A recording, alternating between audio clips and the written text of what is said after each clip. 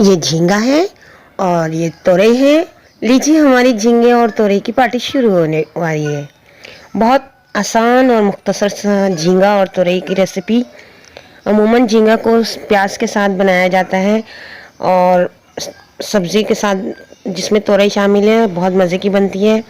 अच्छी तरह झींगे को धो के फिर तोरई को काट के लंबे शक्ल में या गोल गोल काट लें। प्याज को हल्का ब्राउन कर लें, टमाटर को, और उसमें हल्दी मिर्ची नमक डालकर थोड़ा सा भून लें। फिर इसके बाद झींगा भी डाल दें। तीनों चीज़ अच्छी तरह भुन जाए तो फिर उसके बाद तोरई डाल दें। पानी बिल्कुल भी ना शामिल करें, तोरई अपने पानी में खुद ही भुन के रेडी हो जाएगा।